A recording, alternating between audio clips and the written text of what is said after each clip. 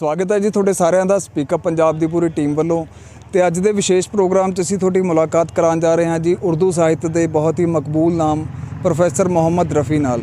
ਇਹਨਾਂ ਦੀ ਲੇਖਣੀ ਦੀ ਅਗਰ ਗੱਲ ਕਰੀ ਜਾਵੇ ਤੇ ਹੁਣ ਤੱਕ 80 ਦੇ ਕਰੀਬ ਕਿਤਾਬਾਂ ਲੋਕਾਂ ਦੀ ਨਜ਼ਰ ਕਰ ਚੁੱਕੇ ਨੇ ਤੇ ਆਓ ਮਿਲਦੇ ਹਾਂ ਪ੍ਰੋਫੈਸਰ ਰਫੀ ਸਾਹਿਬ। अस्सलाम वालेकुम सर। जी वालेकुम सलाम। सर सब तो पहला तो साढ़े दर्शकों को कुछ अपने बारे दसो भी। देखो मैं बतौर लैक्चरर इन उर्दू गौरमेंट कॉलेज मलेरकोटले दे विच मतलब मेरी अपॉइंटमेंट हुई तो 22 साल में उत्थे उर्दू पढ़ाई पोस्ट ग्रैजुएट क्लासिस नूं ग्रैजुएट क्लासिस नूं। उस तो बाद फिर मैनू एक्टिंग प्रिंसीपल ला के लाला लाजपत राय टुडी के उत्थे मेरी पोस्टिंग हुई ट्रांसफर हुई। दैन मैनू पंजाब उर्दू अकेडमी का secretary I am the founder secretary of Punjab Urdu academy.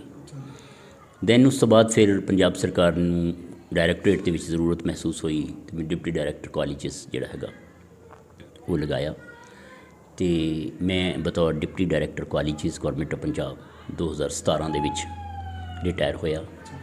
तो उस तो बाद अज की डेट के विच मैं आई am the senior vice chairman minority commission government of Punjab.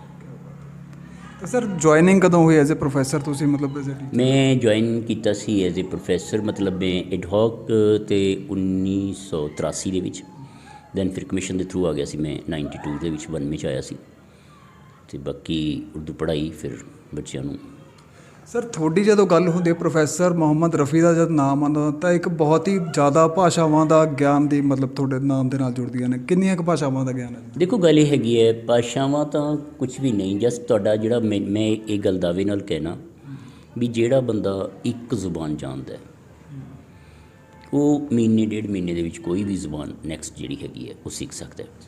हुण पंजाबी मेरी मादरी जुबान है। चैलेंज सीगा भी पंजाब दे विच किन्ने लोग ने जिन्होंने सिंधी आउंदी है तो मैनू ये सीगा भी सिंधी अलोप हो रही सी तो आई ट्राइड माई बेस्ट मतलब मैं कीता ते मैं सिंधी भाषा जिहड़ी है बहुत चंगी तरह मतलब सीखी सिंधी भाषा च लिखिया। अज जिहड़ी मैं मतलब बड़े प्यार नाल बोलदा हाँ सिंधी भाषा कि बुध वन टोला बुध वंची हथ जोड़ कंदा रजोइयां छड़ असां भी नींदर ढोला मां किड़खा बखोइयां छड़ असां त मक ढोला डाडो घनो प्यारो तां ढोला मुंहिंजे दिल जो महर मुंहिंजी अख जो तारो बुध वन ढोला बुध वंजी माता सलाइयों पक्कियों जब देखा माता सलाइयों रश करती सखियों मतलब ये ईजी महसूस कर रहे हैं मैं पंजाबी है ये पंजाबी दी ये समझ लो भी माँ है यदी जिहड़ी स्क्रिप्ट है वो शाहमुखी है तो सिंधी दे विच बहुत ज़्यादा जिहड़े ने वो उर्दू के अल्फाज ने तो जिस बंदे नूं उर्दू आउंदी है उन्होंने सिंधी सीखना कोई बहुत मुश्किल काम नहीं।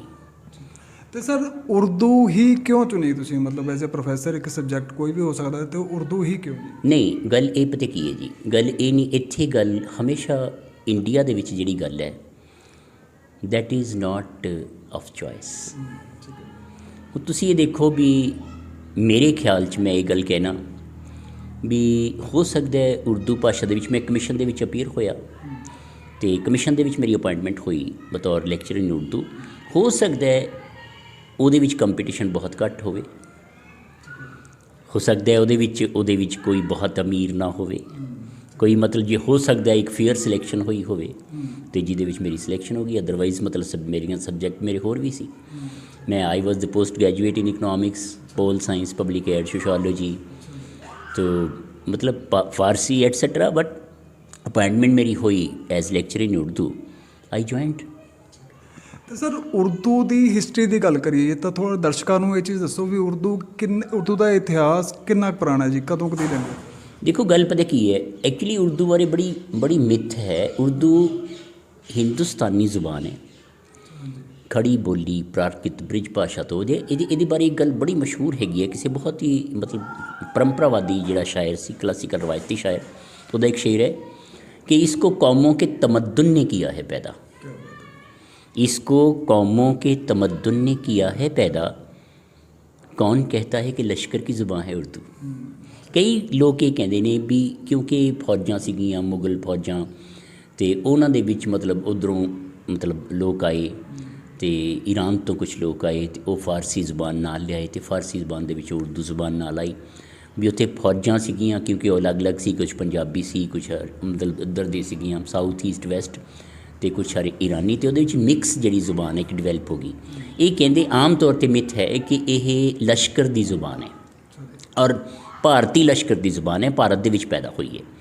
ਪਰ ਮੈਂ ਇਹ ਗੱਲ ਕਹਿੰਦਾ ਨਹੀਂ, ਪਰ ਇਸ ਨੂੰ ਕੌਮਾਂ ਨੇ ਡਿਵੈਲਪ ਕੀਤਾ ਹੈ। ਅਤੇ ਦੂਜੀ ਗੱਲ ਇਹ ਹੈ ਵੀ ਇਹਦਾ ਸਭ ਤੋਂ ਵੱਡੀ ਟ੍ਰੈਜਡੀ ਪਤਾ ਕੀ ਹੋਈ ਕਿ ਜਦੋਂ ਦੇਸ਼ ਦੀ ਵੰਡ ਹੋਈ ਤਾਂ ਤੁਹਾਨੂੰ ਸ਼ਾਇਦ ਇਸ ਗੱਲ ਦਾ ਨਹੀਂ ਪਤਾ, ਵੋਟਿੰਗ ਹੋਈ ਸੀ ਕਿ ਹਿੰਦੁਸਤਾਨ ਦੀ ਭਾਸ਼ਾ ਜਿਹੜੀ ਹੈ ਉਹ ਉਰਦੂ ਹੋਣੀ ਚਾਹੀਦੀ ਹੈ ਜਾਂ ਹਿੰਦੀ, ਅਤੇ ਉਰਦੂ ਭਾਸ਼ਾ ਜਿਹੜੀ ਸੀਗੀ ਉਹ ਇੱਕ ਵੋਟ ਨਾਲ ਹਾਰ ਗਈ ਸੀ। ਇੱਕ ਵੋਟ ਨਾਲ ਹਾਰੀ ਕੀ ਬਸ ਮਤਲਬ ਇਹ ਹੈ, ਮਤਲਬ ਔਰ ਦੂਜੀ ਗੱਲ ਇਹ ਹੈ ਕਿ ਸਭ ਤੋਂ ਵੱਡੀ ਟ੍ਰੈਜਡੀ ਕੀ ਹੋਈ ਕਿ ਜਦੋਂ ਪਾਰਟੀਸ਼ਨ ਹੋਈ ਤਾਂ ਪਾਕਿਸਤਾਨ ਨੇ ਇਸ ਨੂੰ ਸਰਕਾਰੀ ਜ਼ੁਬਾਨ ਜਿਹੜੀ ਆਪਣੀ ਜ਼ੁਬਾਨ ਡਿਕਲੇਅਰ ਕਰਤਾ, ਅਤੇ ਨੈਚੁਰਲੀ ਮਤਲਬ ਉਹਨਾਂ ਨੇ ਆਪਣੀ ਜ਼ੁਬਾਨ ਡਿਕਲੇਅਰ ਕੀਤਾ ਅਤੇ ਨੈਚੁਰਲੀ ਫਿਰ ਉਹਦਾ ਰੱਦੇ ਅਮਲ ਤਾਂ ਹੋਣਾ ਹੀ ਸੀ। ਅਤੇ ਬਾਕੀ ਹੁਣ ਰਹੀ ਸਰਕਾਰਾਂ ਦੀ ਗੱਲ, ਅਤੇ ਸਰਕਾਰਾਂ ਨੂੰ ਤਾਂ ਬਹੁਤ ਚੰਗੀ ਤਰ੍ਹਾਂ ਇਹ ਗੱਲ ਆਉਂਦੀ ਹੈ ਕਿ ਕਿਹੜੀ ਭਾਸ਼ਾ ਨੂੰ ਖਤਮ ਕਰਨਾ ਹੈ ਅਤੇ ਕਿਹਨੂੰ ਪ੍ਰਮੋਟ ਕਰਨਾ ਹੈ, ਕਿਹਨੂੰ ਖਤਮ ਕਰਨਾ ਹੈ, ਕਿਹਨੂੰ ਹੱਲਾਸ਼ੇਰੀ ਦੇਣੀ ਹੈ ਅਤੇ ਕਿਹਨੂੰ ਡਿਗਰੇਡ ਕਰਨਾ। ਸਰਕਾਰਾਂ ਤਾਂ ਜਾਣਦੀਆਂ ਨੇ ਇਸ ਗੱਲ ਨੂੰ ਬੜੀ ਚੰਗੀ ਤਰ੍ਹਾਂ। ਅਤੇ ਤੁਹਾਡੇ ਕਹਿਣ ਦਾ ਮਤਲਬ ਵੀ ਪਾਰਟੀਸ਼ਨ ਤੋਂ ਬਾਅਦ ਉਰਦੂ ਨਾਲ ਮਤਰੇਈ ਮਾਂ ਵਾਲਾ ਸਲੂਕ ਹੋਣ ਲੱਗਿਆ। ਮਤਰੇਈ ਮਾਂ ਵਾਲੇ ਇੱਕ ਵੋਟ ਨਾਲ ਹਾਰ ਗਈ।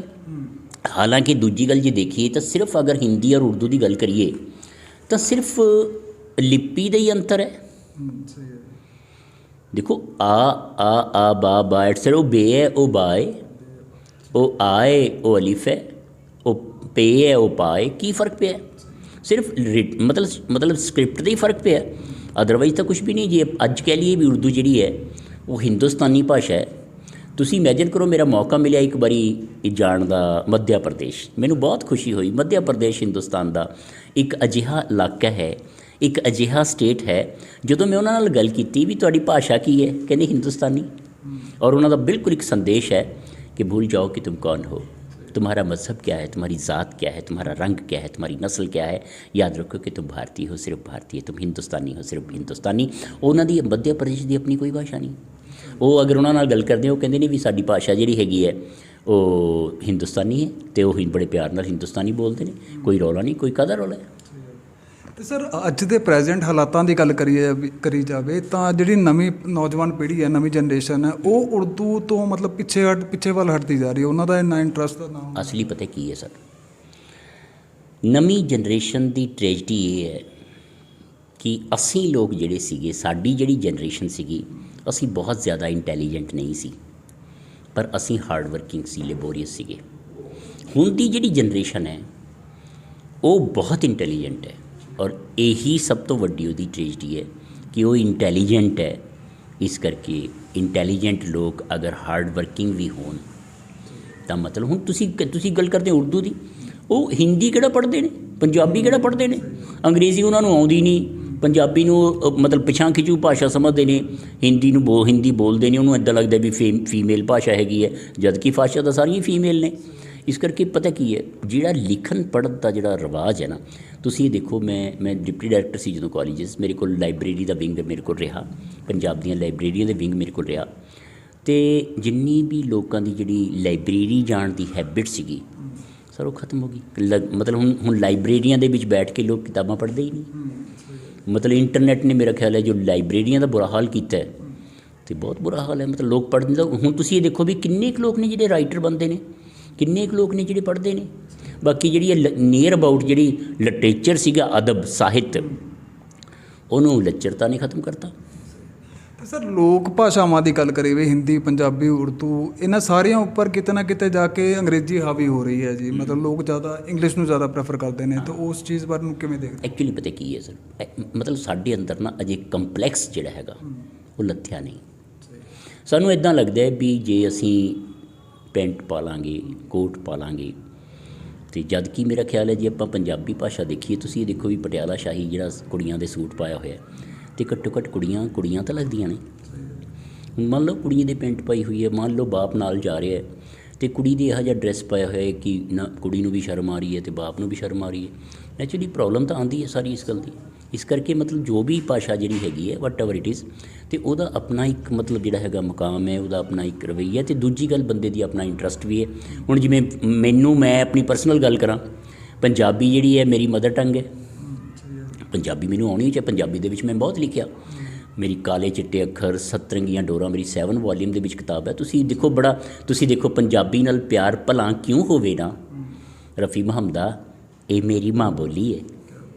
ਪੰਜਾਬੀ ਦੀ ਅਜ਼ਮਤ ਬਾਰੇ ਕੀ ਕਹੀਏ, ਇਹ ਗੁਰੂਆਂ ਦੇ ਮੁਖ 'ਚੋਂ ਉਚਰੀ ਭਾਸ਼ਾ ਹੈ। ਜਿਸ ਭਾਸ਼ਾ ਨੂੰ ਗੁਰੂਆਂ ਦੇ, ਜਿਹੜੀ ਭਾਸ਼ਾ ਗੁਰੂਆਂ ਦੇ ਮੁਖ ਤੋਂ ਉਚਰੀ ਹੈ, ਉਹ ਮਤਲਬ ਜਿਹਨੂੰ ਆਪਾਂ ਕਹਿੰਦੇ ਹਾਂ ਵੀ ਪਿਛਾਂ ਖਿੱਚੂ ਕਿੱਦਾਂ ਹੋ ਸਕਦੀ ਹੈ। ਹੁਣ ਗੁਰੂ ਗ੍ਰੰਥ ਸਾਹਿਬ ਦੇ ਵਿੱਚ ਅਗਰ ਅਸੀਂ ਉਹਦਾ ਅਧਿਐਨ ਕਰੀਏ, ਮੈਂ ਦਾਅਵੇ ਨਾਲ ਇਹ ਗੱਲ ਕਹਿਣਾ ਕਿ 70% ਜਿਹੜੇ ਅਲਫਾਜ਼ ਨੇ ਉਹਦੇ ਵਿੱਚ, ਅਤੇ ਉਹ ਸਾਰੇ ਜਿਹੜੇ ਨੇ ਉਰਦੂ ਦੇ ਅਲਫਾਜ਼ ਨੇ, ਫਾਰਸੀ ਦੇ ਅਲਫਾਜ਼ ਨੇ। ਹੁਣ ਜ਼ਫਰਨਾਮਾ ਗੁਰੂ ਗੋਬਿੰਦ ਸਿੰਘ ਜੀ ਨੇ ਜਿਹੜਾ ਲਿਖਿਆ, ਕਮਾਲੇ ਕਰਾਮਾਤ ਕਾਇਮ ਕਰੀਮ ਰਜ਼ਾ ਬਖਸ਼ ਰਾਜ਼ ਜ਼ਿਕਰ ਹਾਕੁਨ ਰਹੀਮ ਅਮਾ ਬਖਸ਼ ਬਖਸ਼ੰਦਾਈ ਦਸਤਗੀਰ, ਅਤੇ ਤੁਸੀਂ ਇਮੈਜਿਨ ਕਰੋ, ਤੁਸੀਂ ਉਹ ਯਾਰ ਉਹਨੂੰ ਪੜ੍ਹ ਕੇ ਵੇਖੋ, ਮਤਲਬ ਇੱਦਾਂ ਲੱਗਦਾ ਹੈ ਵੀ ਗੁਰੂ ਗੋਬਿੰਦ ਸਿੰਘ ਜੀ ਫਾਰਸੀ ਦੇ ਏਡੇ ਵੱਡੇ ਵਿਦਵਾਨ ਸੀ। ਆਈ ਡੋਂਟ ਥਿੰਕ ਸੋ ਕਿ ਮਤਲਬ ਪੰਜਾਬ ਨੇ ਏਡਾ ਵੱਡਾ ਵਿਦਵਾਨ ਜਿਹੜਾ ਫਾਰਸੀ ਦਾ ਮਤਲਬ, ਅਤੇ ਹੁਣ ਤੁਸੀਂ ਦੇਖੋ ਵੀ ਫਾਰਸੀ ਦੀ ਪ੍ਰੋਡਕਸ਼ਨ ਲਈ ਸਰਕਾਰ ਕੀ ਕਰ ਰਹੀ ਹੈ ਨਾ। ਤੇ ਸਰ ਤੁਹਾਡੀ ਇਸੀ ਰਚਨਾ ਤੇ 2 ਬੋਲ ਨੇ ਜੀ, ਰਫੀ ਮੁਹੰਮਦਾ ਕਿਸੇ ਦੀ ਪੌੜੀ ਕਿਉਂ ਚੜੀਏ। ਸਾਡੇ ਤਾਰੇ ਦਿਸਦੇ ਨੇ। ਦੇਖੋ ਰਫੀ ਮੁਹੰਮਦਾ ਕਿਸੇ ਦੀ ਪੌੜੀ ਕਿਉਂ ਚੜੀਏ, ਸਾਡੀ ਪੰਜਾਬੀ, ਤੁਸੀਂ ਇਹ ਤਾਂ ਦੱਸੋ ਵੀ ਸਾਡੀ ਜ਼ੁਬਾਨ ਪੰਜਾਬੀ ਜਿਹੜੀ ਹੈ ਉਹ ਕਿਹਦੀ ਨੂੰਹ ਧੀ ਨਾਲੋਂ ਘੱਟ ਹੈ। ਅਤੇ ਅਦਰਵਾਈਜ਼ ਉਰਦੂ ਜਿਹੜੀ ਹੈ, ਕਿਉਂਕਿ ਸਾਡੀਆਂ ਸਾਰੀਆਂ ਜਿਹੜੀਆਂ, ਸਾਡਾ ਸਾਰਾ ਇਤਿਹਾਸ ਜਿਹੜਾ ਹੈ ਉਰਦੂ 'ਚ ਪਿਆ। ਅਗਰ ਤੁਸੀਂ ਇਮੈਜਿਨ ਕਰੋ ਸਰ, ਅਗਰ ਉਰਦੂ ਖਤਮ ਹੋ ਗਈ ਨਾ, ਅਤੇ ਗੁਰੂ ਗ੍ਰੰਥ ਸਾਹਿਬ ਨੂੰ ਸਮਝਣ ਵਾਲੇ ਲੋਕ ਵੀ ਖਤਮ ਹੋ ਜਾਣਗੇ, ਹੈ ਨਾ।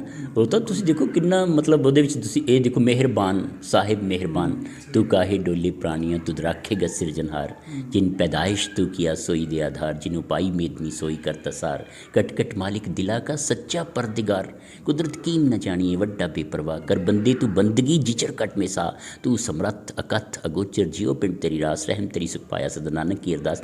ਕਿੰਨੇ ਲਫ਼ਜ਼ ਮਿਹਰਬਾਨ ਸਾਹਿਬ ਮਿਹਰਬਾਨ ਪੈਦਾਇਸ਼ ਪਰਵਰਦਿਗਾਰ, ਤੁਸੀਂ ਦੇਖੋ ਕਿੰਨੇ ਲਫ਼ਜ਼ ਨੇ ਜਿਹੜੇ ਕਿੰਨਾ ਪੰਜਾਬੀ ਨਾਲ ਕਿੰਨਾ ਮੇਲ ਖਾ ਰਹੇ ਨੇ। ਇਹ ਤਾਂ ਦੇਖੋ ਤੁਸੀਂ ਮਤਲਬ ਇਹਦੀ ਅਜ਼ਮਤ ਤਾਂ ਦੇਖੋ ਉਹਦੀ ਭਾਸ਼ਾਵਾਂ ਦੀ। ਸਰ ਤੁਹਾਡੇ ਗਿਆਨ ਨੂੰ ਦੇਖ ਕੇ ਤਾਂ ਤੁਹਾਨੂੰ ਚਲਦੀ ਫਿਰਦੀ ਲਾਇਬ੍ਰੇਰੀ ਕਹਿ ਸਕਦੇ ਹਾਂ ਆਪਾਂ। ਕੋਈ ਗੱਲ ਲਾਇਬ੍ਰੇਰੀ ਵਾਲੀ ਕੋਈ ਗੱਲ ਨਹੀਂ ਹੈ। ਦੇਖੋ ਅੱਜ ਕੱਲ੍ਹ ਪਤਾ ਕੀ ਹੈ, ਜਿਹੜੀਆਂ ਲੋਕਾਂ ਦੀਆਂ ਪੜ੍ਹਨ ਦੀਆਂ ਹੈਬਿਟਸ ਨੇ ਨਾ, ਆਈ ਡੋਂਟ ਥਿੰਕ ਸੋ ਕਿ ਉਹ ਡੇ ਬਾਈ ਡੇ, ਦੇਖੋ ਮੇਰਾ ਖਿਆਲ ਸਾਨੂੰ ਸਭ ਤੋਂ ਵੱਡਾ ਨੁਕਸਾਨ ਜਿਹੜਾ ਹੈ ਨਾ, ਸਾਨੂੰ ਮੋਬਾਈਲ ਨੇ ਵੀ ਬਚਾਇਆ, ਸਾਨੂੰ ਵਟਸਐਪ ਨੇ ਨੁਕਸਾਨ ਪਹੁੰਚਾਇਆ, ਸਾਨੂੰ ਫੇਸਬੁੱਕ ਨੇ ਨੁਕਸਾਨ ਪਹੁੰਚਾਇਆ। ਤੁਸੀਂ ਇਮੈਜਿਨ ਕਰੋ ਹੁਣ ਜਿਵੇਂ ਕੰਪਿਊਟਰ ਦਾ ਯੁੱਗ ਹੈ, ਮਤਲਬ ਉੱਪਰ ਬੱਚਾ ਜਾਂ ਬੱਚੀ ਕੰਪਿਊਟਰ ਚਲਾ ਰਹੀ ਹੈ, ਅਤੇ ਮਾਂ ਬਾਪ ਦੇ ਕਾਲਜ ਜਿਹੜੇ ਨੇ ਫੜੇ ਰਹਿੰਦੇ ਨੇ, ਉਹਨਾਂ ਨੂੰ ਲੱਗਦਾ ਵੀ ਪਤਾ ਨਹੀਂ ਕਿਹੜੀ ਸਾਈਡ ਖੋਲ੍ਹੀ ਬੈਠੇ ਹੋਣਗੇ, ਹੈ ਨਾ। ਤੁਸੀਂ ਦੇਖੋ ਵੀ ਮਤਲਬ ਮੇਰੇ ਖਿਆਲ 'ਚ ਪੜ੍ਹਾਈ ਦੀ ਤਾਂ ਗੱਲ ਆਪਾਂ ਕੀ ਕਰਾਂਗੇ, ਕੰਪਿਊਟਰ ਦੇ ਯੁੱਗ ਨੇ 12 ਸਾਲ ਦਾ ਬੱਚਾ ਜਿਹੜਾ ਹੈਗਾ ਉਹ ਜਵਾਨ ਕਰਤਾ, ਅਤੇ 24 ਸਾਲ ਦਾ ਬੁੜਾ ਕਰਤਾ। ਸਹੀ ਹੈ, ਟੈਕਨੋਲੋਜੀ ਦੇ ਕਿਤੇ ਨਾ ਕਿਤੇ ਨੁਕਸਾਨ ਵੀ ਚੱਲਣੇ ਪੈ ਰਹੇ ਨੇ।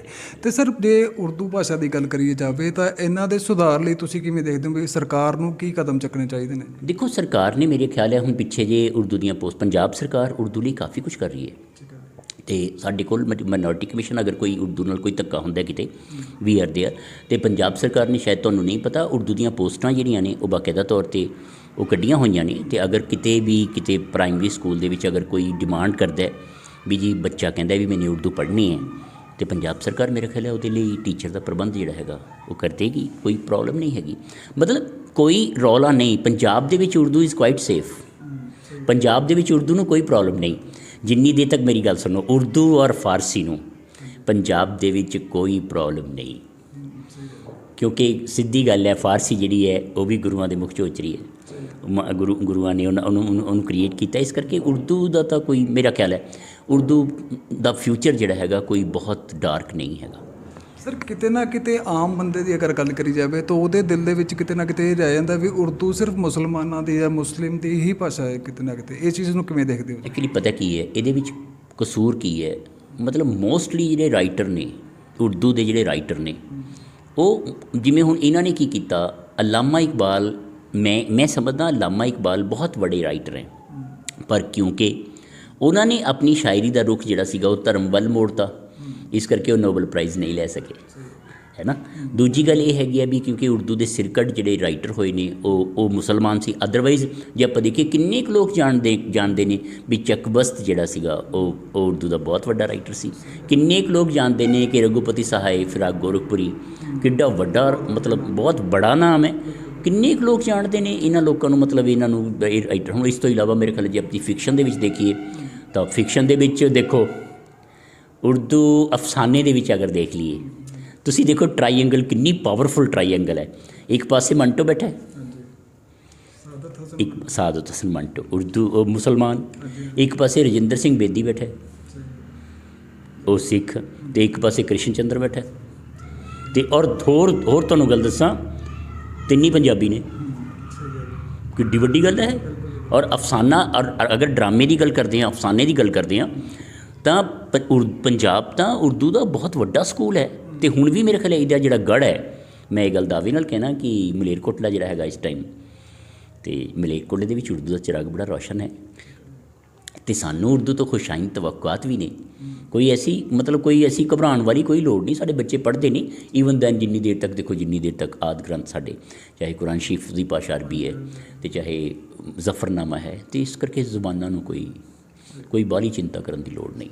ਅਤੇ ਸਰ, ਪਾਰਟੀਸ਼ਨ ਤੋਂ ਪਹਿਲਾਂ ਅਤੇ ਪਾਰਟੀਸ਼ਨ ਤੋਂ ਬਾਅਦ 'ਚ ਉਰਦੂ ਭਾਸ਼ਾ ਕਿਤੇ ਨਾ ਕਿਤੇ ਪੰਜਾਬ ਦੇ ਵਿੱਚ, ਆਪਣੇ ਪੰਜਾਬ ਦੇ ਵਿੱਚ ਮਤਲਬ ਨਾ ਵੀ ਇਹਦਾ ਮਿਆਰ ਦਿਨ ਪ੍ਰਤੀ ਦਿਨ ਗਿਰਦਾ ਹੀ ਗਿਆ। ਮਤਲਬ ਪਹਿਲਾਂ ਦੀ ਗੱਲ ਕਰੀਏ ਉਸ ਚੀਜ਼ ਨੂੰ, ਐਕਚੁਅਲੀ ਪਤਾ ਕੀ ਹੋਇਆ, ਕਿਉਂ ਦੁੱਖ ਦੀ ਰਗਾਂ 'ਤੇ ਜਿਹਨੂੰ ਆਪਾਂ ਤਾਰਾਂ ਨੂੰ ਛੇੜਦੇ ਹੋ। ਹਿੰਦੁਸਤਾਨ ਦੀ ਵੰਡ ਨਹੀਂ ਹੋਈ ਸੀ, ਪੰਜਾਬ ਦੀ ਵੰਡ ਹੋਈ ਸੀ। ਪੰਜਾਬ ਦੀ ਭਾਸ਼ਾ ਦੀ ਵੰਡ ਹੋਈ। ਤੁਹਾਨੂੰ ਪਤਾ ਹੈ ਵੀ ਕਿੰਨੀ ਸੋਹਣੀ ਪੰਜਾਬੀ ਬੋਲੀ ਜਾ ਰਹੀ ਹੈ, ਲਾਹੌਰ 'ਚ ਕਿੰਨੀ ਸੋਹਣੀ ਪੰਜਾਬੀ। ਤੁਸੀਂ ਇਹ ਦੇਖੋ ਵੀ ਲਾਹੌਰ ਉਹਨਾਂ ਦੀ ਜਿਹੜੀ ਭਾਸ਼ਾ ਹੈ, ਤੁਸੀਂ ਪੰਜਾਬੀ ਹੈ ਲੇਕਿਨ ਕਿੰਨੀ ਪਿਆਰੀ। ਇਹ ਲਾਹੌਰੀ ਇਹ ਸਟਾਈਲ ਹੈ ਕਿ ਠੱਲੇ ਰਹਿਣਗੇ ਹੜ ਮੁਸੀਬਤਾਂ ਦੇ, ਸੀਨਾ ਤਾਨ ਕੇ ਜ਼ਰਾ ਖਲੋ ਤੇ ਸਹੀ, ਮੰਜ਼ਿਲ ਰਾਵਾਂ ਦੀ ਧੂੜ ਵਿੱਚ ਲੁਕੀ ਹੋਈ ਹੈ, ਤੂੰ ਮੁਸਾਫਰ ਹੋਏ ਅੱਗੇ ਹੋ ਤੇ ਸਹੀ। ਪਿੱਛੇ ਰਹਿਣ ਵਾਲੇ ਪਿੱਛੇ ਰਹਿ ਜਾਂਦੇ, ਉੱਠ ਕਰ ਹਿੰਮਤ ਹੋਈ ਵੇਲਾ ਆਖਦਾ ਹੀ, ਲੱਖਾਂ ਬੂਹੇ ਉਮੀਦਾਂ ਦੇ ਖੁੱਲ੍ਹ ਜਾਂਦੇ, ਨਾ ਉਮੀਦੀ ਵਾਲਾ ਬੂਹਾ ਢੋ ਤੇ ਸਹੀ। ਅਤੇ ਦੇਖੋ ਢੋ ਉਮੀਦੀ ਦੇ ਬੂਹੇ, ਦਿਸ ਵੇ ਦੈਟ। ਤੁਸੀਂ ਦੇਖੋ ਵੀ ਕਿੰਨੀ ਪਿਆਰੀ ਜਿਹੜੀ ਹੈ ਉਹ ਲੈਂਗੁਏਜ ਜਿਹੜੀ ਹੈਗੀ ਹੈ ਬੋਲੀ ਜਾ ਰਹੀ ਹੈ। ਅਤੇ ਬਲਕਿ ਮੈਂ ਕਦੀ ਨਾ ਇਹਦੇ ਬਾਰੇ, ਜਿਹੜੇ ਪੰਜਾਬ ਦੇ ਹਾਲਾਤ ਨੇ ਉਹਨਾਂ ਬਾਰੇ ਗੱਲ ਕਰਦਾ। ਮੈਂ ਇੱਕ ਕਵਿਤਾ ਲਿਖੀ ਸੀ, ਬੜੀ ਵਧੀਆ ਕਵਿਤਾ ਸੀ, ਕਿ ਪੰਜਾਬੀ ਦੀ ਹੈ ਕਿ ਰਫੀ ਮੁਹੰਮਦਾ ਉਹ ਵੇਲੇ ਕੀ ਵੇਲੇ ਸੀ, ਚਾਰ ਚੁਫੇਰੇ ਠੰਡੀਆਂ ਵਾਵਾਂ ਵਗਦੀਆਂ ਸਨ, ਅਸਾਂ ਮੁੰਡੇ ਵੀ ਮੁੰਡਿਆਂ ਵਰਗੇ ਹੁੰਦੇ ਸਾਂ, ਉਹ ਕੁੜੀਆਂ ਵੀ ਸੱਚਮੁੱਚ ਕੁੜੀਆਂ ਲੱਗਦੀਆਂ ਸਨ, ਸਿਰ ਦੇ ਨਾਲ ਸਿਰ ਜੋੜ ਕੇ ਢੋਲੇ ਗਾਉਂਦੀਆਂ ਸਨ, ਮੂੰਹ ਵਿੱਚ ਚੁੰਨੀਆਂ ਲੈ ਕੇ ਸ਼ਰਮਾਉਂਦੀਆਂ ਸਨ, ਨੱਕ ਵਿੱਚ ਕੋਕਾ ਕੰਨੀ ਬਾਲੇ ਹੁੰਦੇ ਸੀ, ਸਿਰ 'ਤੇ ਸੂਹੇ ਲਾਲ ਦੁਸ਼ਾਲੇ ਹੁੰਦੇ ਸੀ, ਸਿੰਘ ਤਬੀਤੇ ਗਲ ਗਲਵੱਕੜੀ ਪਾਉਂਦੇ ਸਨ, ਸਿਰ 'ਤੇ ਸੱਗੀ ਫੁੱਲ ਕਚਹਿਰੀ ਲਾਉਂਦੇ ਸਨ, ਸੱਚੀਆਂ ਸੁੱਚੀਆਂ ਇੱਜ਼ਤਦਾਰ ਸਮਾਜਾਂ ਸਨ, ਗੱਭਰੂਆਂ ਦੀਆਂ ਅੱਖਾਂ ਵਿੱਚ ਲਿਹਾਜ਼ਾਂ ਸਨ, ਚੜ੍ਹਦੇ ਸੌਣ ਨੂੰ ਪਿੰਡ ਵਿੱਚ ਧੀਆਂ ਹੁੰਦੀਆਂ ਸਨ, ਪਿੰਡ ਦੀਆਂ ਕੁੜੀਆਂ ਸਭ ਦੀਆਂ ਧੀਆਂ ਹੁੰਦੀਆਂ ਸਨ, ਘਰ ਦੀ ਛੋਟੀ ਜਿਹੀ ਕਹਾਣੀ ਹੁੰਦੀ ਸੀ, ਵੱਡੀ ਬੇਬੇ ਘਰ ਦੀ ਰਾਣੀ ਹੁੰਦੀ ਸੀ। ਤੋ ਦਿਸ ਵਾਜ਼ ਦ ਸਟੋਰੀ। ਛੋਟੀ ਸਾਡੀਆਂ ਕਹਾਣੀਆਂ ਨੇ। ਇਹਦੇ ਅੱਜ ਵੀ ਮੰਟੋ ਨੂੰ ਪੜ੍ਹੋ, ਤੁਸੀਂ ਕ੍ਰਿਸ਼ਨ ਚੰਦਰ ਨੂੰ ਪੜ੍ਹੋ, ਬੇਦੀ ਨੂੰ ਪੜ੍ਹੋ।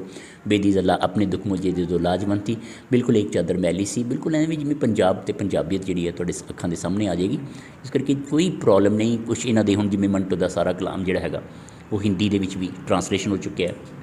ਈਵਨ ਬੇਦੀ ਦਾ ਸਾਰਾ ਕਲਾਮ ਜਿਹੜਾ ਹੈਗਾ ਉਹ ਲੋਕਾਂ ਦੇ ਮਨਾਂ 'ਚ ਆ ਰਿਹਾ। ਹਾਂ, ਇਹ ਲਿਟਲ ਬਿਟ ਆਪਾਂ ਕਹਿ ਸਕਦੇ ਹਾਂ ਕਿ ਸਕ੍ਰਿਪਟ ਨੂੰ ਖਤਰਾ ਹੋ ਸਕਦਾ ਹੈ। ਸਕ੍ਰਿਪਟ ਨੂੰ ਖਤਰਾ ਹੋ ਸਕਦਾ ਹੈ, ਪਰ ਜੇ ਆਪਾਂ ਦੇਖੀਏ ਤਾਂ ਲੈਂਗੁਏਜ ਨੂੰ ਮੇਰੇ ਖਿਆਲ ਹੈ ਕੋਈ ਬਾਹਲਾ ਖਤਰਾ ਨਹੀਂ। ਸਰ, ਕਿਤੇ ਨਾ ਕਿਤੇ ਇਹ ਚੀਜ਼ ਕਹਿ ਸਕਦੇ ਹਾਂ ਵੀ ਪੰਜਾਬ ਦਾ ਜਿਹੜਾ ਕਲਚਰ ਹੈ, ਚਾਹੇ ਉਹ ਬੋਲੀ ਨੂੰ ਲੈ ਕੇ, ਚਾਹੇ ਉਹ ਸਮਾਜਿਕ ਜੀਵਨ ਲੈ ਕੇ, ਉਹ ਕਿਤੇ ਨਾ ਕਿਤੇ ਉਹ ਸਾਰੇ ਦੀ ਝਲਕ ਪੰਜਾਬ ਦੇ ਸ਼ਾਇਰਾਂ ਦੇ ਵਿੱਚੋਂ ਹੀ ਦਿਖਦੀ ਹੈ। ਦੇਖੋ, ਹੋਣੀ ਵੀ ਚਾਹੀਦੀ ਹੈ। ਜਿਹੜੀ ਮਿੱਟੀ ਦੇ ਵਿੱਚ ਅਸੀਂ ਪੈਦਾ ਹੋਏ ਹਾਂ, ਅਤੇ ਮੇਰੇ ਖਿਆਲ ਉਸ ਮਿੱਟੀ ਦੀ ਝਲਕ ਜਿਹੜੀ ਹੈ ਉਹ ਹੋਣੀ ਚਾਹੀਦੀ ਹੈ। ਸਰ, ਪੰਜਾਬੀ ਭਾਸ਼ਾ ਵਿਭਾਗ ਹੈ ਜਿਹੜਾ, ਉਹ ਉਰਦੂ ਵਾਸਤੇ ਕੋਈ ਉਪਰਾਲੇ ਕਰ ਰਿਹਾ, ਕੋਈ ਸੈਮੀਨਾਰ ਵਗੈਰਾ? ਦੇਖੋ, ਭਾਸ਼ਾ ਵਿਭਾਗ ਉਰਦੂ ਲਈ ਕਾਫੀ ਉਪਰਾਲੇ ਕਰ ਰਿਹਾ। ਮੇਰੇ ਖਿਆਲ ਪਰਵਾਜ਼ੇ ਅਦਬ ਜਿਹੜਾ ਮੈਗਜ਼ੀਨ ਹੈਗਾ ਭਾਸ਼ਾ ਵਿਭਾਗ ਕੱਢ ਰਿਹਾ। ਇਸ ਤੋਂ ਇਲਾਵਾ ਉਹਨਾਂ ਦੇ ਉਹ ਕਾਫੀ ਰੈਗੂਲਰ ਹੈ। ਪਰ ਪਤਾ ਕੀ ਹੈ ਸਰ, ਜਿੰਨਾ ਕੁ ਬਜਟ ਹੈ ਉਹਦੇ ਮੁਤਾਬਿਕ ਕੰਮ ਹੋ ਰਿਹਾ। ਅਤੇ ਸਰ, ਜਾਂਦੇ ਸਾਡੇ ਦਰਸ਼ਕਾਂ ਨੂੰ ਕੋਈ ਸੰਦੇਸ਼ ਉਰਦੂ ਦਾ? ਦੇਖੋ, ਮੈਨੂੰ ਇਹ ਹੈਗਾ ਵੀ ਮੈਂ ਆਪਣੇ ਬੱਚਿਆਂ ਨੂੰ ਇਹ ਗੱਲ ਕਹਿਣਾ ਵੀ ਪੰਜਾਬੀ ਜਿਹੜੀ ਹੈ ਉਹ ਸਾਡੀ ਮਾਂ ਬੋਲੀ ਹੈ, ਅਤੇ ਉਰਦੂ ਹਿੰਦੀ ਜਿਹੜੀ ਹੈ ਸਾਡੀ ਨੈਸ਼ਨਲ ਲੈਂਗੁਏਜ ਹੈਗੀ ਹੈ, ਅਤੇ ਪੰਜਾਬੀ ਜਿਹੜੀ ਹੈ ਮਾਂ ਬੋਲੀ ਹੈ, ਅਤੇ ਉਰਦੂ ਜਿਹੜੀ ਹੈਗੀ ਹੈ ਇਹਦੇ ਵਿੱਚ ਸਾਡਾ ਇਤਿਹਾਸ ਬੈਠਾ ਹੈ। ਇਹਨੂੰ ਧਰਮ ਤੋਂ ਉੱਪਰ ਉੱਠ ਕੇ, ਲੈਂਗੁਏਜ ਨੂੰ ਧਰਮ ਤੋਂ ਉੱਪਰ ਉੱਠ ਕੇ ਅਗਰ ਤੁਸੀਂ ਇਹਦਾ ਅਧਿਐਨ ਕਰੋਗੇ, ਪੜ੍ਹੋਗੇ ਤਾਂ ਅੱਛਾ ਲੱਗੇਗਾ। ਭਾਸ਼ਾ ਨੂੰ ਸਮਝਣ ਲਈ ਤੁਸੀਂ ਕਿਸੇ ਧਰਮ, ਆਪਣੀ ਕਮਿਊਨਿਟੀ ਆਪਾਂ ਕੰਧਾਂ ਕਿਉਂ ਕਰੀਏ? ਧਰਮ ਦੀਆਂ ਕੰਧਾਂ ਜਿਹੜੀਆਂ ਨੇ ਉਹ ਨਾ ਕਰੀਏ ਤਾਂ ਬੜੀ ਹੈ। ਹਮੇ ਹੈ ਇਲਮ ਕਿ ਹਮ ਹੈ ਚਿਰਾਗੇ ਆਖਿਰ ਸ਼ਬ, ਹਮਾਰੇ ਬਾਅਦ ਅੰਧੇਰਾ ਨਹੀਂ ਉਜਾਲਾ ਹੈ। ਸਾਨੂੰ ਅੱਛਾ ਹੈ, ਫਿਊਚਰ ਇਜ਼ ਕੁਆਇਟ ਗੁੱਡ। ਕੋਈ ਰੌਲਾ ਨਹੀਂ, ਚਿੰਤਾ ਕਰਨ ਦੀ ਕੋਈ ਲੋੜ ਨਹੀਂ।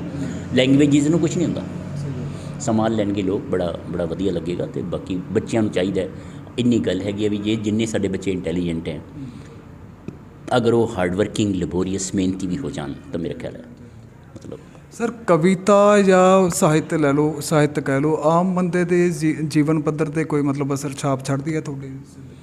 ਦੇਖੋ, ਪਹਿਲੀ ਗੱਲ ਤਾਂ ਇਹ ਵੀ ਲੋਕਾਂ ਨੂੰ ਪਤਾ ਹੋਣਾ ਚਾਹੀਦਾ ਵੀ ਕਿ ਸਾਹਿਤ ਕੀ ਹੈ। ਬਹੁਤ ਸਾਰੀ ਗੱਲ ਨੇ ਕਿ ਲੋਕਾਂ ਨੂੰ ਪਤਾ ਹੀ ਨਹੀਂ ਵੀ ਸਾਹਿਤ ਕੀ ਹੈ। ਹੁਣ ਮੰਨ ਲਓ ਫੋਰ ਐਗਜ਼ਾਮਪਲ ਮੈਂ ਜੇ ਬੱਚਿਆਂ ਨੂੰ ਕੋਈ ਪੁੱਛਦਾ ਵੀ ਸਾਹਿਤ ਕੀ ਹੈ, ਵੀ ਜੀ ਸੁੰਦਰਤਾ ਦੇ ਨਾਲ ਆਪਣੀਆਂ ਭਾਵਾਂ ਦਾ ਪ੍ਰਗਟਾਵਾ ਹੈ ਸਾਹਿਤ। ਹੁਣ ਉੱਧਰੋਂ ਕੋਈ ਬੰਦਾ ਆ ਰਿਹਾ ਤੁਰਿਆ, ਇੱਕ ਬੰਦਾ ਕਹਿੰਦਾ ਓਏ ਕਹਿੰਦਾ ਤੇਰਾ ਬੁੜਾ ਆਉਂਦਾ ਹੈ, ਇੱਕ ਕਹਿੰਦਾ ਤੇਰੀ ਮਾਂ ਦਾ ਕਸਮ ਆਉਂਦਾ, ਇੱਕ ਕਹਿੰਦਾ ਆਪਕੇ ਵਾਲਿਦ मोहतरम तशरीफ़ ला रहे हैं, आपके वालिद मोहतरम तशरीफ़ ला रहे हैं, ਤਾਂ ਇਹ ਸਾਹਿਤ ਹੈ। ਤੇਰਾ ਬੁੜਾ ਹੁੰਦਾ, ਤੇਰੀ ਮਾਂ ਦਾ ਕਸਮ ਆਉਂਦਾ ਹੈ, ਭਾਸ਼ਾ ਹੈ, ਗੱਲ ਕੁਛ ਨਹੀਂ, ਪਰ ਸਾਹਿਤ ਨਹੀਂ ਹੋ ਸਕਦਾ। ਸਾਹਿਤ ਉਹ ਹੈ ਜਿਹੜਾ ਲੋਕਾਂ ਦੇ ਦਿਲਾਂ ਨੂੰ, ਹੁਣ ਦੇਖੋ ਮੀਰ ਦਾ ਇੱਕ ਸ਼ੇਰ ਹੈ ਕਿ ਨਾਜ਼ੁਕੀ ਉਸकी लब की क्या कही है, पंखड़ी गुलाब की सी है। ਹੁਣ ਉਹਨੇ ਇਹ ਨਹੀਂ ਕਿਹਾ ਵੀ ਨਾਜ਼ੁਕੀ ਮੁਸਲਮਾਨ ਕੁੜੀ ਦੇ ਲੱਭ ਦੀ ਕਿਆ ਕਹੀਏ, ਜਾਂ ਉਹਨੇ ਕਿਹਾ ਕਿ ਇੱਕ ਔਰਤ ਦਾ ਇੱਕ ਕਿ ਨਾਜ਼ੁਕੀ ਉਸਕੇ ਲੱਭ ਕੀ ਕਿਆ ਹੈ। ਦਿਸ ਇਜ਼ ਸਾਹਿਤ ਜਿਹੜਾ that is universal, always universal. ਬਾਕੀ ਤਾਂ ਇਹ ਹੈ ਵੀ ਜਿਵੇਂ ਸਾਹਿਰ ਲੁਧਿਆਣਵੀ ਨੇ ਇੱਕ ਵਾਰ ਕਿਹਾ ਸੀ ਕਿ गालिब जिसे कहते हैं उर्दू ही का शायर था, गालिब जिसे कहते हैं उर्दू ही का शायर था, उर्दू पे सितम ढाकर गालिब पे करम क्यों है। ਮਤਲਬ ਗਲਤ ਇਹ ਹੈ, ਕਈ ਵਾਰੀ ਮੁਰਦਿਆਂ ਨੂੰ ਨਵਾਜ਼ਿਆ ਜਾ ਰਿਹਾ ਅਤੇ ਜ਼ਿੰਦਾ ਜ਼ੁਬਾਨਾਂ ਜਿਹੜੀਆਂ ਨੇ ਖਤਮ ਹੋ ਰਹੀਆਂ ਨੇ ਪੰਜਾਬ ਦੇ। ਤੁਸੀਂ ਦੇਖੋ ਹਿੰਦੁਸਤਾਨ ਦੇ ਵਿੱਚ ਮੇਰਾ ਖਿਆਲ ਹੈ ਲਗਭਗ ਜੇ ਆਪਾਂ ਦੇਖੀਏ 5000 ਤੋਂ ਉੱਪਰ ਜਿਹੜੀ ਹੈ ਉਹ ਭਾਸ਼ਾ ਬੋਲੀ ਜਾ ਰਹੀ ਹੈ, ਅਤੇ ਅੰਦਾਜ਼ਾ ਆਮ ਨਾਟ ਸ਼ੋਰ, ਲੇਕਿਨ ਮੇਰਾ ਖਿਆਲ ਹੈ 22 ਜਿਹੜੀਆਂ ਲੈਂਗੁਏਜਿਸ ਹੈ ਉਹਨਾਂ ਨੂੰ ਮਾਨਤਾ ਪ੍ਰਾਪਤ ਹੈ। ਦੇਖੋ 5000 ਦੇ ਵਿੱਚੋਂ ਹੁਣ ਜਿਹੜੇ ਸੂਬੇ ਨੇ ਅਤੇ ਉਹ ਆਪਣੀ ਵਰਨੈਕੂਲਰ ਲੈਂਗੁਏਜ ਨੂੰ ਉਹ ਨੈਚੁਰਲੀ ਪ੍ਰੋਟੈਕਟ ਤਾਂ ਕਰ ਹੀ ਰਹੇ ਨੇ। ਤੁਸੀਂ ਇਹ ਦੇਖੋ ਵੀ ਜਿਹੜੇ ਰਿਫਿਊਜੀ ਨੇ, ਪਾਕਿਸਤਾਨ ਦੀ ਵੰਡ ਹੋਈ ਨਾ, ਅਤੇ ਸਿੰਧੀਆਂ ਦੇ ਘਰਾਂ ਦੇ ਵਿੱਚ ਅਜੇ ਵੀ ਸਿੰਧੀ ਬੋਲੀ ਜਾ ਰਹੀ ਹੈ, ਅਤੇ ਰਿਫਿਊਜੀਆਂ ਦੇ ਘਰਾਂ ਵਿੱਚ ਅਜੇ ਵੀ। ਹੁਣ ਜਿਹੜੀ ਨਵੀਂ ਜਨਰੇਸ਼ਨ ਹੈ ਉਹ ਕਹਿੰਦੀ ਹੈ ਵੀ ਜਦੋਂ ਅਸੀਂ ਆਜ਼ਾਦ ਭਾਰਤ 'ਚ ਪੈਦਾ ਹੋਏ ਹਾਂ ਤਾਂ ਅਸੀਂ ਪੁਰਾਣੀ ਉਹਦਾ ਕਿਉਂ ਕਰੀਏ। ਸਰ ਸਾਹਿਤ ਦੀ ਗੱਲ ਕਰੀ ਜਾਵੇ ਤਾਂ ਤੁਸੀਂ ਹੁਣ ਤੱਕ ਕਿੰਨੀਆਂ ਕਿਤਾਬਾਂ ਲਿਖ ਚੁੱਕੇ ਹੋ? ਦੇਖੋ ਮੇਰੀਆਂ ਤਕਰੀਬਨ ਕਿਤਾਬਾਂ ਤਾਂ ਮੈਂ ਬਹੁਤ ਲਿਖੀਆਂ, ਕਿਤਾਬਾਂ ਤਾਂ 80 ਦੇ ਕਰੀਬ ਲਿਖੀਆਂ, ਅਤੇ ਜਿਹੜੀਆਂ ਪਬਲਿਸ਼ ਹੋ ਕੇ ਮਾਰਕੀਟ ਦੇ ਵਿੱਚ ਆ ਗਈਆਂ 33 ਦੇ ਕਰੀਬ ਕਿਤਾਬਾਂ ਜਿਹੜੀਆਂ ਨੇ ਮਾਰਕੀਟ ਦੇ ਵਿੱਚ ਆ ਗਈਆਂ, ਕੁਛ ਅੰਡਰ ਪਬਲਿਸ਼ ਨੇ, ਅਤੇ ਮੇਰੇ ਖਿਆਲ ਹਰ 6 ਮਹੀਨੇ ਤੋਂ ਬਾਅਦ ਇੱਕ ਅੱਧੀ ਕਿਤਾਬ ਮੈਂ ਕੱਢੀ ਦਿੰਦਾ। ਅਤੇ ਸਰ ਪਹਿਲੀ ਬੁੱਕ ਕਿਹੜੇ ਈਅਰ? ਪਹਿਲਾਂ ਮੈਂ ਕੱਢੀ ਸੀਗੀ, ਪਹਿਲੀ ਬੁੱਕ ਮੇਰੀ ਆਈ ਸੀਗੀ 1983 ਦੇ ਵਿੱਚ, ਅਤੇ ਉਸ ਤੋਂ ਬਾਅਦ ਪਹਿਲਾਂ ਆਈ ਸੀ ਪਹਿਲੀ ਸੋਚ, ਫਿਰ ਆਈ ਔਰਾ ਕੇ ਸ਼ਬ, ਫਿਰ ਆਈ ਸ਼ਾਇਰੀ ਨਿਦਾਮ ਅਜਨਬੀ, ਫਿਰ ਆਈ ਮੰਜ਼ਿਲ ਫੂਲ, ਫਿਰ ਕੁਛ ਕ੍ਰਿਟਿਸਿਜ਼ਮ ਦੀਆਂ ਕਿਤਾਬਾਂ ਆਈਆਂ, ਫਿਰ ਮੇਰਾ PhD ਥੀਸਿਸ ਆਇਆ, ਫਿਰ ਇੱਕ ਕਿਤਾਬ ਆਈ ਗਜ਼ਲੀਆਤ ਸ਼ਾਇਰੀ ਨਿਦਾਮ ਅਜਨਬੀ, ਫਿਰ ਦੋਹੇ ਆਏ ਤਾਜ਼ਾ ਪਾਣੀ ਕੁਨकुना, ਫਿਰ ਮਾਈਏ ਆਏ ਇੱਕ ख्वाब अधूरा सा, ਫਿਰ ਹੁਣ ਪਿੱਛੇ ਜਿਹੀ ਆਈ ਮਤਲਬ ਦਿਲ ਕੇ ਰੰਗ ਹਜ਼ਾਰ, सूख चली दिल नदिया, ਇਹ ਗਜ਼ਲੀਆਤ। ਮਤਲਬ ਮੈਂ ਹਰ ਸਿਨਫ ਦੇ ਵਿੱਚ ਮੈਂ ਜਿਹੜਾ ਹੈਗਾ ਉਰਦੂ ਦੀ ਹਰ ਸਿਨਫ ਦੇ ਵਿੱਚ ਲਿਖਿਆ। ਅਤੇ ਸਰ ਤੁਹਾਡੀ ਪਹਿਚਾਣ ਜਾਂ ਤੁਹਾਨੂੰ ਮਤਲਬ ਸਾਹਿਤ ਵੱਲ ਮੋੜਨ ਵਾਲੇ ਕਿਹੜੇ ਕਵੀ ਸੀ ਜਿਨ੍ਹਾਂ ਨੂੰ ਪੜ੍ਹ ਕੇ ਤੁਹਾਨੂੰ ਲੱਗਿਆ ਹੋਵੇ? ਦੇਖੋ ਟੀਚਰ, ਮੇਰੀ ਗੱਲ ਸੁਣੋ, ਇੱਦਾਂ ਦੀ ਕੋਈ ਗੱਲ ਨਹੀਂ ਸਰ, ਮੇਰਾ ਆਪਣਾ ਪਰਸਨਲ ਇੰਟਰਸਟ ਸੀਗਾ, ਅਤੇ ਮੇਰੇ ਟੀਚਰ ਜਿਹੜੇ ਸੀ ਮੈਨੂੰ ਬਹੁਤ ਅੱਛਾ ਹੈ, ਮੈਂ ਲਿਖੀ ਮੈਨ ਕਿ ਮੈਨੂੰ ਟੀਚਰ ਬਹੁਤ ਅੱਛੇ ਮਿਲੇ ਹੈ। ਬਾਕੀ ਠੀਕ ਹੈ। ਅਤੇ ਕਿਹੜੇ ਕਵੀ ਨੂੰ ਪੜ੍ਹਨਾ ਬੇहद ਪਸੰਦ ਹੈ? ਤੁਹਾਡਾ ਫੇਵਰੇਟ ਦੀ ਗੱਲ ਕਰੀਏ। देखो मेरी गल सुनो, मैं गालिब मीर इकबाल पढ़े नहीं, मैं साहिर गालिब मीर इकबाल फैज़ पढ़े नहीं, पढ़ाए नहीं। ਕਿਆ ਬਾਤ, ਧੰਨਵਾਦ ਸਰ। ਸੋ ਇਹ ਸਨ ਸਾਡੇ ਨਾਲ ਪ੍ਰੋਫੈਸਰ ਡਾਕਟਰ ਰਫੀ ਸਾਹਿਬ, ਅਤੇ ਇਹਨਾਂ ਦੇ ਸਾਹਿਤ ਦੇ ਕਲਾਮ ਬਹੁਤ ਹੀ ਲੰਬੇ ਨੇ, ਬਹੁਤ ਹੀ ਲੰਬੀ ਲਿਸਟ ਹੈ ਇਹਨਾਂ ਵੱਲੋਂ ਲਿਖੀ ਗਈ ਕਵਿਤਾਵਾਂ ਦੀ। ਅਤੇ